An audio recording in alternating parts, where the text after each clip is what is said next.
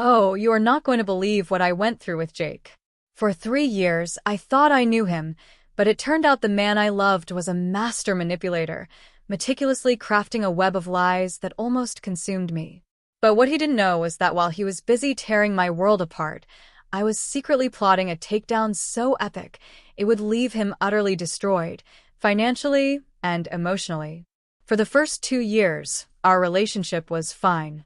Normal, even. But that last year? Pure psychological warfare. He started checking my phone, demanding to know where I was, who I was talking to. God forbid a male coworker texted me about actual work.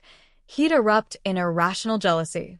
He even made these sick jokes in front of our friends, hinting I was unfaithful. And when I get upset, he'd just smirk and say, "Guilty people get defensive."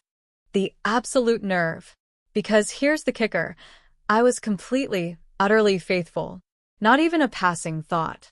All that paranoia? Turns out, he was just projecting his own vile behavior onto me. It was Teresa, my best friend since high school, who first caught him. She's like a sister to me.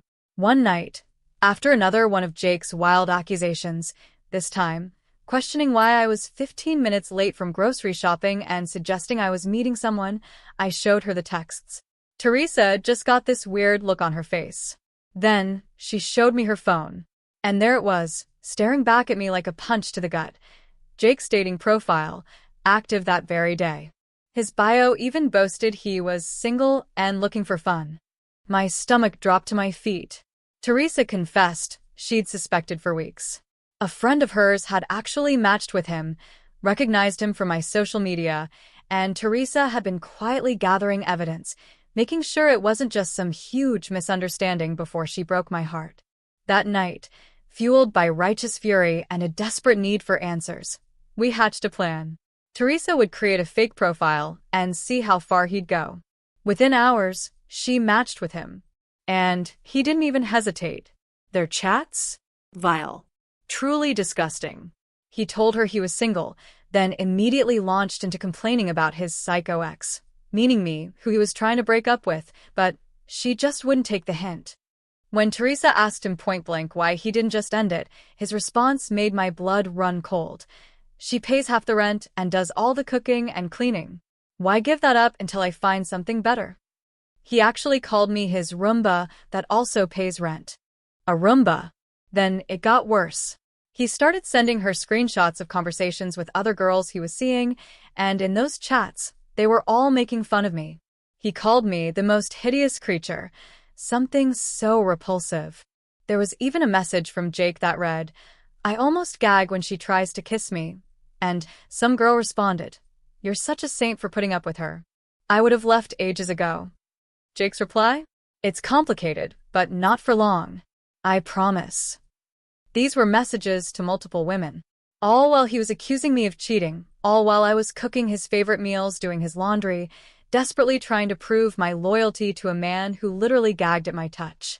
I didn't confront him right away. Oh no.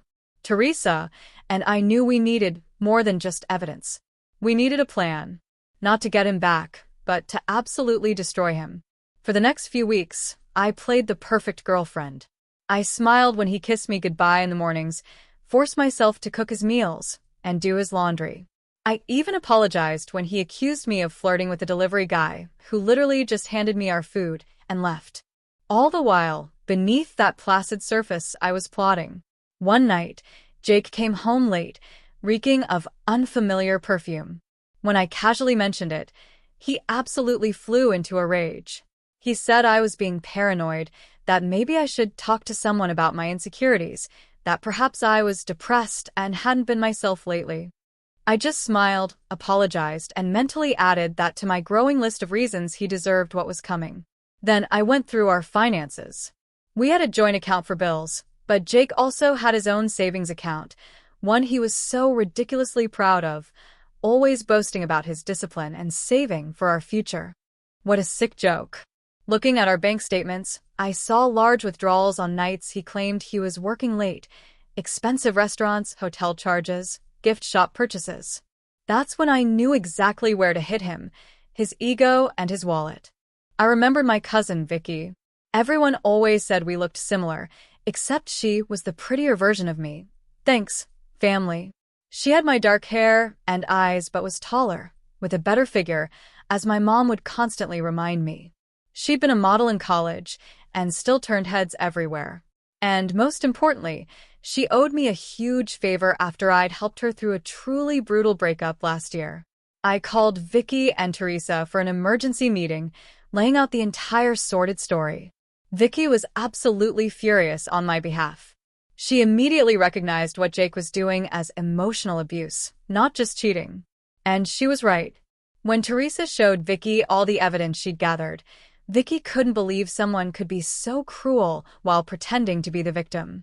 By the end of our 3-hour conversation, I wasn't just angry. I was calculating. Cold. Ready.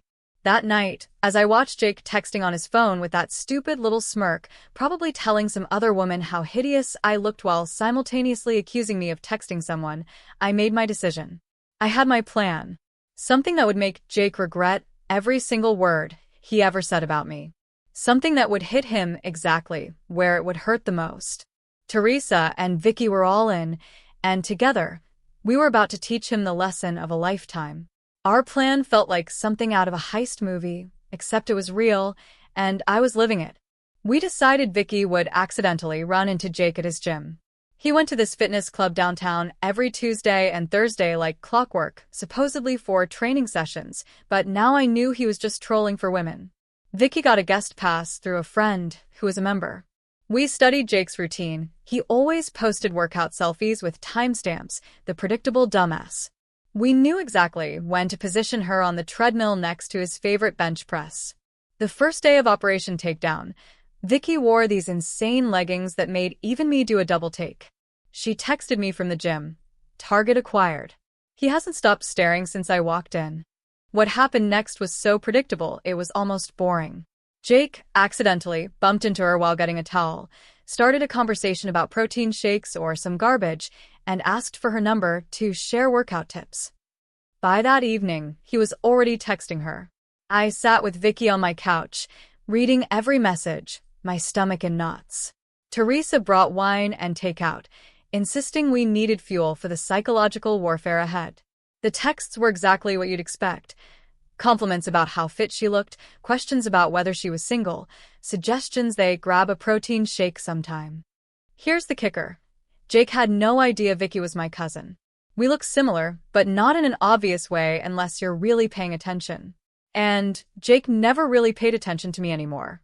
The plan was simple but devastating. Vicky would date him, get him completely hooked, make him spend obscene amounts of money on her. And then, eventually, we'd reveal everything. Meanwhile, I'd continue playing the unsuspecting girlfriend, secretly enjoying watching him dig his own grave, financially and emotionally. Vicky and Jake had their first date 3 days later. He told me he had a work event that night. I kissed him goodbye, told him to have fun, and then immediately drove to Teresa's apartment, where we tracked the entire evening through Vicky's play-by-play texts. He took her to this ridiculously expensive restaurant he'd never taken me to, despite my hints about wanting to go there for our anniversary. Vicky said he ordered the priciest wine on the menu, bragged about his important job and his precious savings account. He even had the nerve to mention he was practically single and wrapping up a dead-end relationship. When Vicky sent us a bathroom selfie from the restaurant, I almost threw up. It was surreal, seeing my boyfriend on a date with my cousin while I was sitting on my best friend's couch eating popcorn and plotting revenge. Teresa kept reminding me it was all just evidence of what a piece of crap he was, and that soon he'd pay for everything literally. Over the next few weeks, Jake became obsessed with Vicky.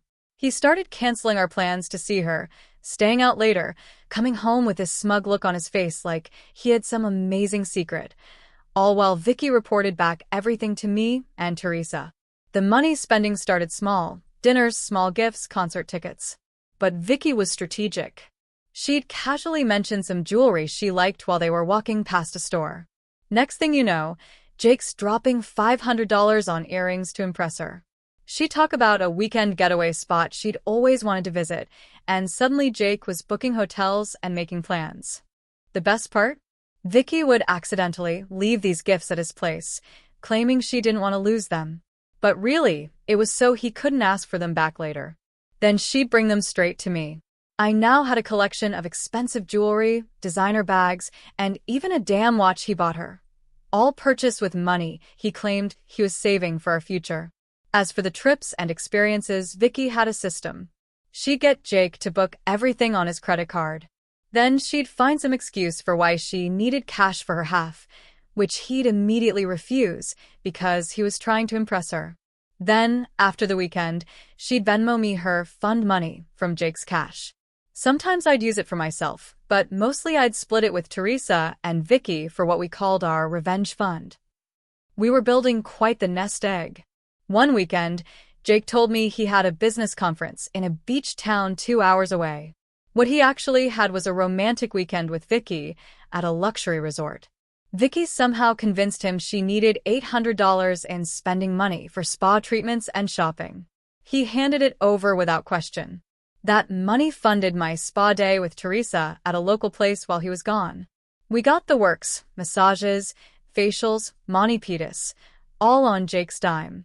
We even posted pictures, knowing Jake never looked at my social media anymore. The whole time, Jake was getting bolder with his lies to me. He started working late for nights a week, had business trips on weekends. Once, he even claimed his mom was sick so he could take Vicky to a wine country resort. His mom called me that same weekend to ask if we wanted to come over for dinner. I made up some excuse about Jake having food poisoning. Keeping up my end of the charade was exhausting. I had to pretend everything was normal, keep cooking his meals, doing his laundry, smiling when he kissed me with the same lying lips he'd been using on my cousin. Things got more complicated when Jake started telling Vicky about his horrible girlfriend, meaning me. Vicky would record their conversations, totally legal in our state with one-party consent, and send them to me. Hearing him call me desperate and clingy and totally oblivious made me want to burn his entire life to the ground. The worst was when he told Vicky he couldn't wait to be done with a dead weight and that the only reason he hadn't broken up with me yet was because it's just so convenient having someone split the bills and do all the household crap. He literally called me his Roomba that also pays rent. When I heard that recording, I smashed a glass against the wall when Jake wasn't home. Teresa had to come over and help me clean it up before he got back. But even through the pain, the benefits of our scheme were starting to pile up. Vicky convinced Jake to buy her a new iPhone because hers kept dying. She immediately gave it to me, since my screen was cracked. She got him to buy designer shoes in her size, which was actually my size. She even managed to get him to pay for a weekend yoga retreat that she never attended. I went with Teresa instead, laughing the entire time about how Jake was funding my relaxation while believing I was at home doing his laundry. Around the 2-month mark, Vicky started phase 2 of our plan. She began talking about how stressed she was at work, how she needed a real vacation. She strategically mentioned places she'd always wanted to visit, coincidentally, places I had mentioned wanting to go.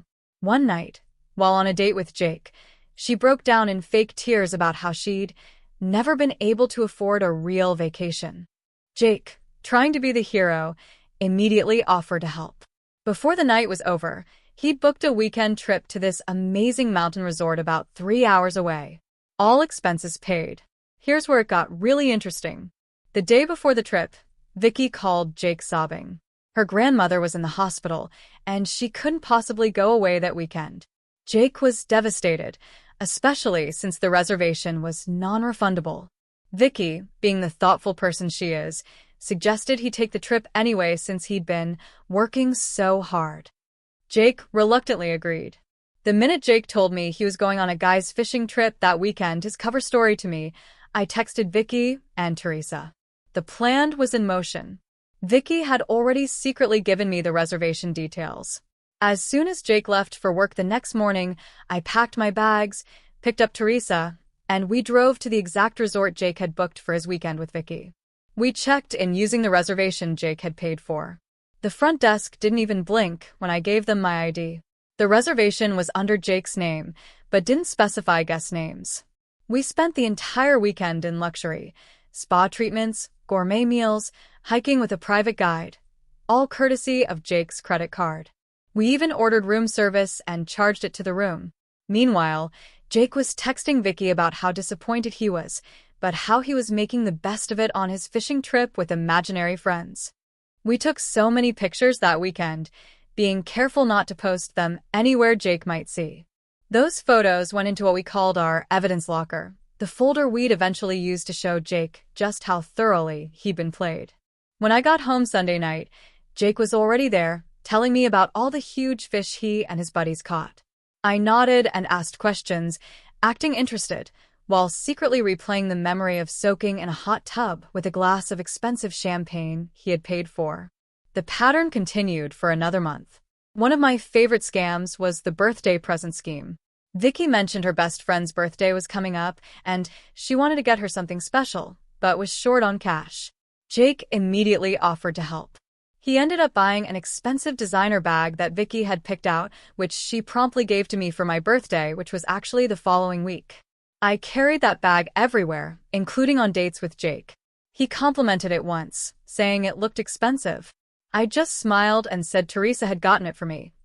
Technically not a lie. His savings account was dwindling, and he'd started complaining to me about unexpected expenses at work and how we might need to tighten our belts for a while. The audacity. Meanwhile, things between Jake and Vicky were getting more serious, from his perspective. He started talking about introducing her to his friends, maybe even his family. Vicky skillfully deflected, always keeping him at that perfect distance, close enough to keep spending money on her, but not so close that their relationship would move forward in any meaningful way. What Jake didn't know was that we were building up to something big. Vicky had started planting seeds about a luxury vacation she'd always dreamed of taking, some tropical resort with private bungalows over the water, places where rooms cost like $1,000 a night. Jake predictably took the bait, started looking at options, trying to figure out how to afford it. That's when we discovered he'd been moving money from our joint account into his private one to fund his double life. Money that was supposed to be for our bills, our future. He'd been stealing from me to romance my cousin. Finding those transfers was like being punched in the stomach all over again. But it also made me more determined than ever to finish this. As the third month of our scheme came to a close, Jake was planning this extravagant vacation, draining his savings account for deposits and buying new luggage and ridiculous tropical outfits. Little did he know it was all leading to the final phase of our plan. But we weren't quite ready to spring the trap. Not yet. We had at least one more month of making him pay. Literally. The best part? He had no idea what was coming. He still thought I was completely oblivious, still cooking his meals and doing his laundry like the perfect girlfriend, still believed Vicky was falling for him as hard as he was falling for her, still believed he was the one in control of the situation. But the control was all ours. And soon, very soon, he was going to learn just how badly he'd been played. Month 4 of Operation Destroy Jake's bank account was when things got really interesting. By this point, Vicky had Jake wrapped so tightly around her finger that he'd started getting sloppy with his lies to me. He'd work late, but forget to text that he wouldn't be home for dinner. He'd leave receipts in his pockets that I'd find while doing laundry. Once, he even called me by Vicky's name when he was half asleep. I had to bite my tongue so hard I tasted blood. Meanwhile, our revenge fund had grown to almost $4,000 in cash from all the money Vicky had extracted from him and shared with us. Teresa had benefited, too. We'd take turns with the spa packages and restaurant gift cards Vicky would get out of him.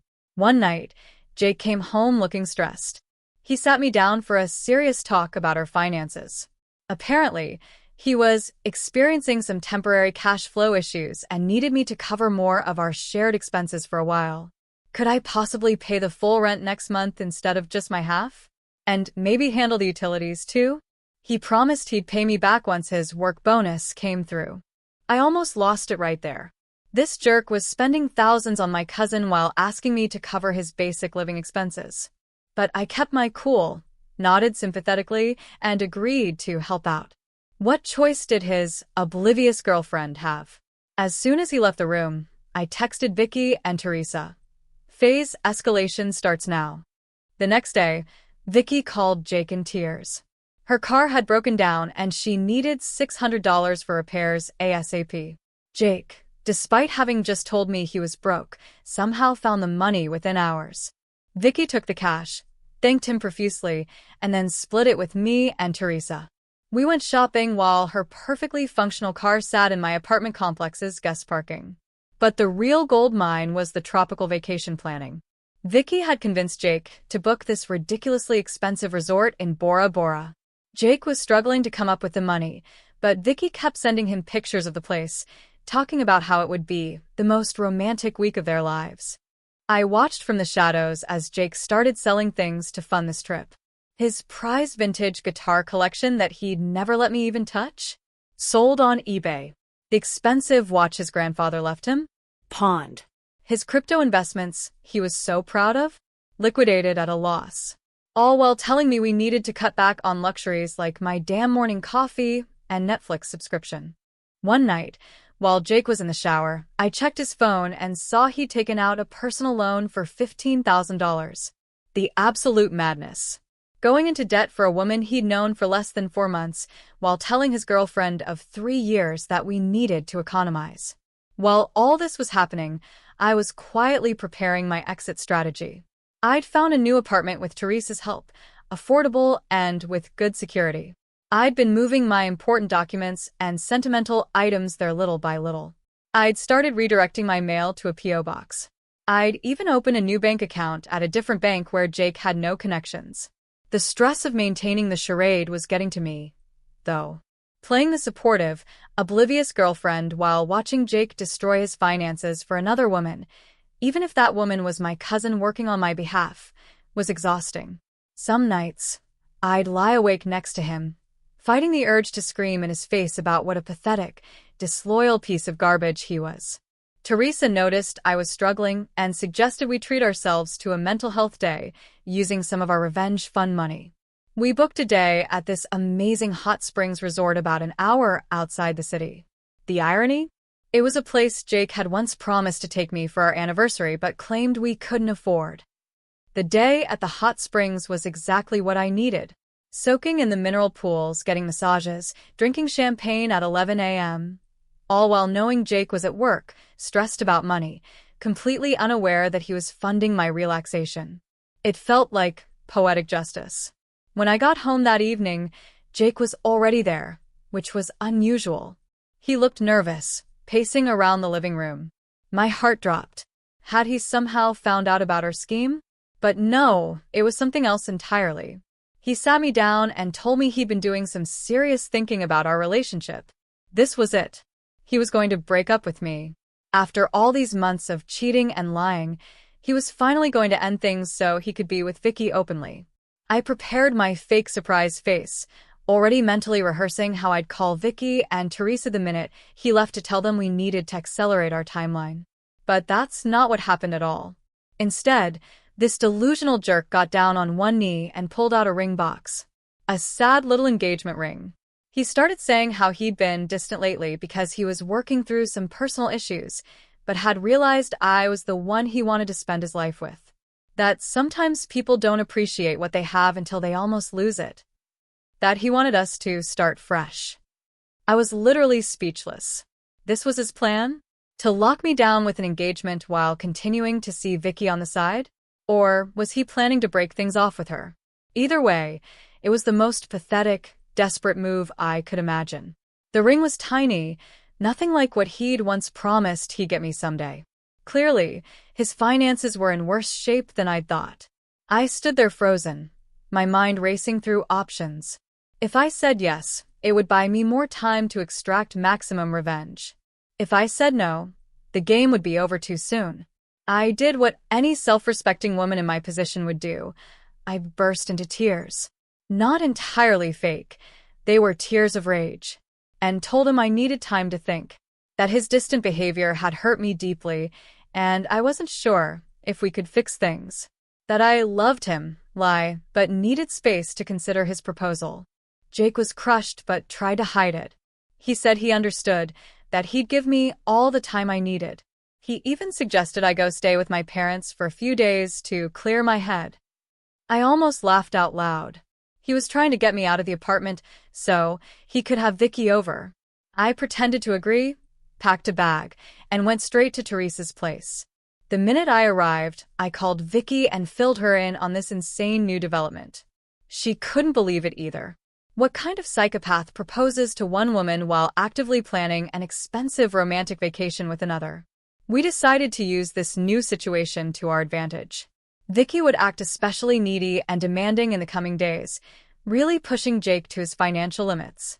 Meanwhile, I'd string him along about the proposal, asking for time and space while actually using that time to finalize my escape plan. Over the next week, I stayed at Teresa's, but maintained daily contact with Jake. I'd text him things like, "still thinking," and "need more time," while he responded with increasingly desperate messages about how much he loved me and how he'd do anything to make our relationship work. 10 days after the proposal, Jake called me, sounding stressed. He needed to talk to me about something important in person. My heart raced. Had he somehow figured out our scheme? I agreed to meet him at a coffee shop the next day, then immediately called Vicky and Teresa for an emergency strategy session. We decided I'd wear a tiny microphone. Teresa had one from her journalism days, so they could listen from Teresa's car parked nearby. If things went south, they'd be right there to intervene. We also prepared a cover story in case Jake had somehow discovered what we were doing. What Jake wanted to talk about wasn't our scheme at all. It was money. He confessed he'd made some bad financial decisions recently and was in serious trouble. He'd maxed out his credit cards, taken out loans, and even borrowed from friends. He needed my help to get back on track. Specifically, he wanted me to take out a loan in my name to consolidate his debts. He promised he'd pay it back, that it would only be temporary. He even suggested it could be the first step in our life together, proving we were a team who helped each other through tough times. I sat there stunned at the audacity. This man had spent thousands on another woman, lied to my face for months, and now wanted me to go into debt to solve his financial problems he'd created by trying to impress my cousin. It took everything in me not to throw my hot coffee in his face. Instead, I told him I needed to think about it, that it was a big decision, that I was still processing his proposal, and this added a whole new complication. I could see the desperation in his eyes as I left, promising to let him know soon. The minute I got back to Teresa's car, we all burst out laughing. The sheer nerve of this man was almost impressive. Vicky immediately started planning the next phase. She would tell Jake she'd gotten an unexpected bonus at work and could now contribute significantly to their vacation. All he needed to do was complete the bookings, and she'd reimburse him for her share. Of course, that reimbursement would never come, but Jake didn't know that. Over the next few days, Jake secured the final bookings for their Bora Bora trip. He'd had to borrow money from his brother to cover the last few thousand, but it was done. All non-refundable, all booked under both their names.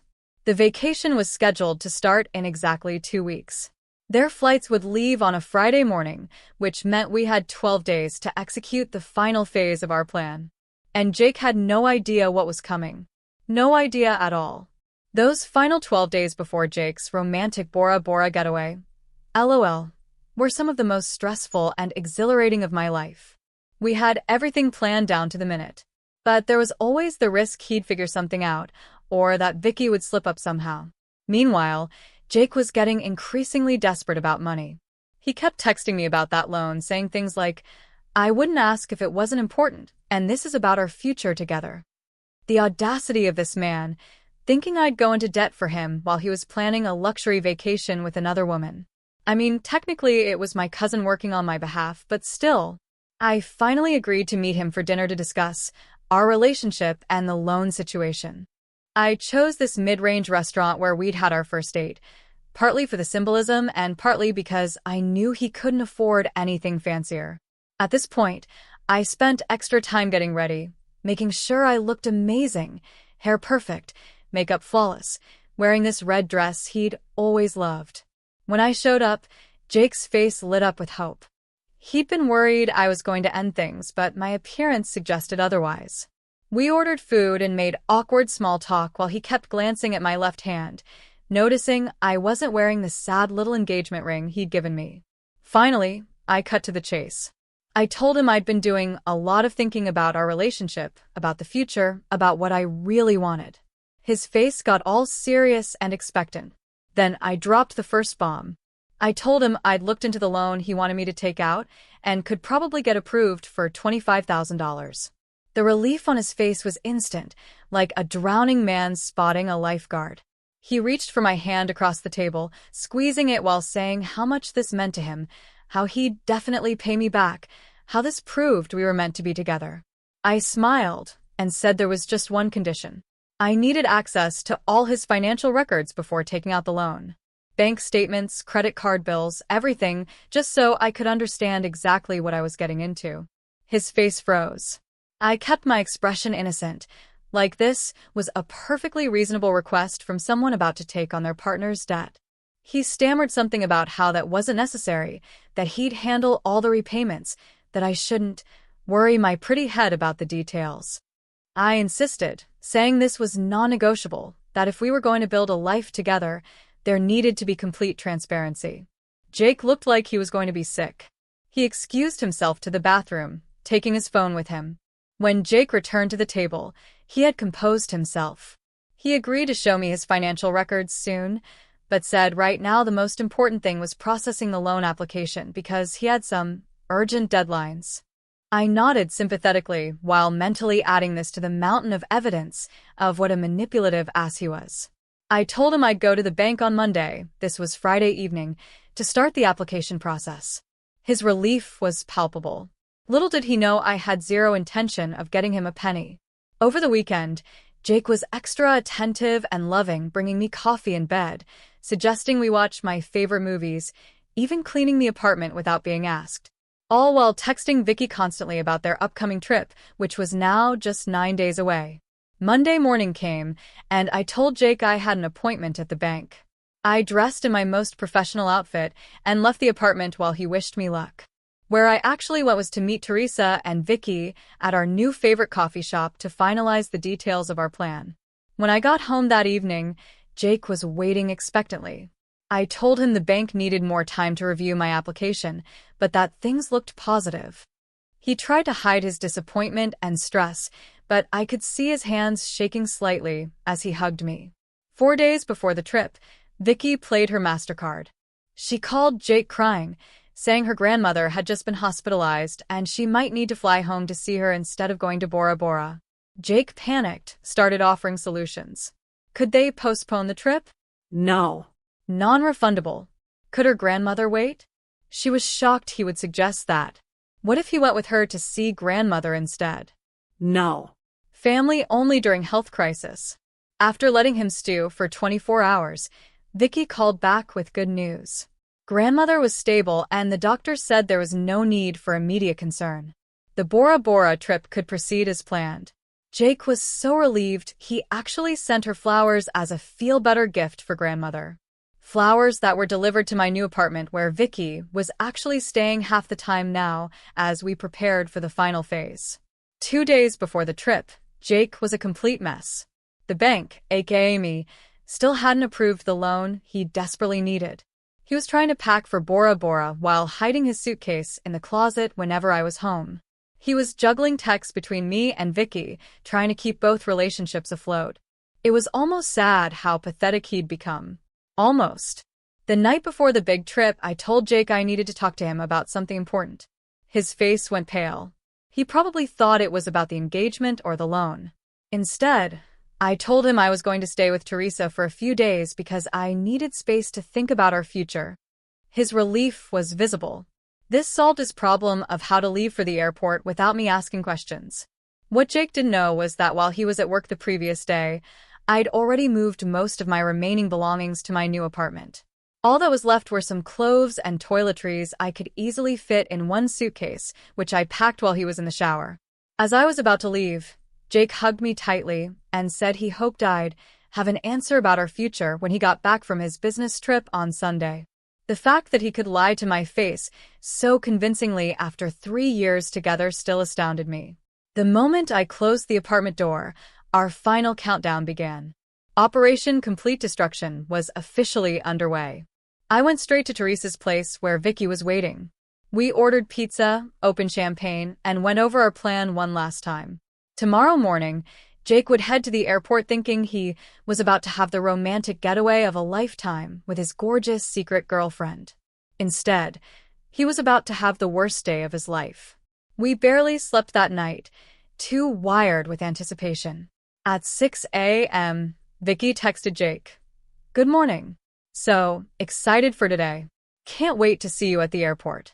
Jake responded immediately. "Just finishing packing. See you at Terminal 3 at 8:30. Can't believe we're finally doing this." At 7 a.m., we watched through the apartment building security app as Jake left with his suitcase, looking happier than I'd seen him in months. The minute his car pulled away, Teresa, Vicky, and I got into Teresa's car and headed to the airport ourselves. Not to fly anywhere, just to witness what was about to unfold. We arrived at Terminal 3 around 8:15 and positioned ourselves at a cafe with a perfect view of the check-in counters. Jake arrived at 8:25, looking around eagerly for Vicky. He checked his phone, texted her, then went to stand in the check-in line for his flight. At exactly 8:45, when Jake would be approaching the counter, Vicky sent him the message we'd carefully crafted the night before. It was a selfie of me, Vicky, and Teresa together, all smiling widely with middle fingers up. Beneath it, Vicky wrote, "Surprise, you piece of garbage. Hope you enjoy your $17,000 vacation for one. Your girlfriend knows everything." We watched from our hiding spot as Jake received the message. He froze in the middle of the check-in line, staring at his phone. His face went from confusion to shock to horror in seconds. He looked around wildly, as if expecting to see us. Tried calling Vicky immediately, straight to voicemail because she'd blocked his number. Tried calling me, same result. Jake stepped out of the line, still staring at his phone in disbelief.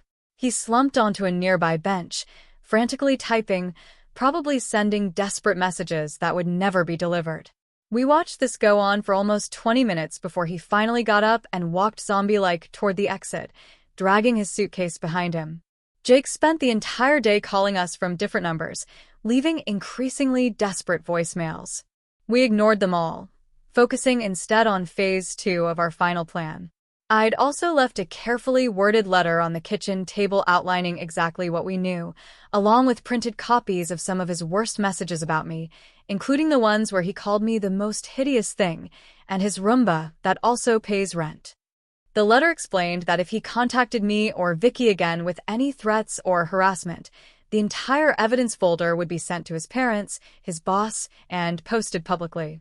Was all of this strictly necessary? Probably not. Was it deliciously satisfying after months of his psychological abuse and cheating? Absolutely. That evening, Jake showed up at the apartment to find he couldn't get in. The security camera caught his meltdown in the hallway as he realized just how thoroughly he'd been played. Over the next few days, Jake cycled through every emotion possible. He sent emails begging for forgiveness, then angry ones calling us crazy witches, then pitiful ones about how he'd lose his job if he couldn't repay his debts. The lack of self-awareness was truly spectacular. Exactly 1 week after the airport incident, we executed the final part of our plan. Vicky, Teresa, and I booked ourselves into a gorgeous local spa resort for the weekend, paid for with the last of our revenge fun money. While soaking in hot tubs and getting massages, we each posted a single photo to our social media accounts. Predictably, this triggered another round of desperate messages from Jake, now using his brother's phone since we'd blocked all his numbers. He couldn't understand how we could be so cruel and heartless. He claimed what he'd done wasn't that bad compared to how we'd destroyed his life. In the months since then, Jake has tried various tactics to contact me. He even sent a letter to my parents' house. They forwarded it to me unopened. What he hasn't done is repay any of the money he took from our joint account, or explain to his family and friends why he suddenly had to move back in with his parents at 30. As for the financial aftermath, Jake is apparently working 2 jobs trying to pay off his debts. The vacation packages, flights, and hotel reservations were all non-refundable, just as Vicky had insisted when booking. His credit score is destroyed. His savings are gone. Meanwhile, I'm thriving in my new apartment. I've been promoted at work. I'm wearing designer clothes and jewelry that technically Jake paid for. I'm planning a real vacation with Teresa and Vicky next summer, One that we will pay for with our own money because we're not pathetic cheaters who have to manipulate people to get what we want. Last week, Jake showed up at my apartment building at 3 a.m., clearly drunk, crying into my Ring doorbell camera about how he'd made the biggest mistake of his life and would do anything for another chance. I watched the live feed from my phone, cozy in bed, and did the only reasonable thing. Sent the video to Vicky and Teresa so we could all laugh about it together.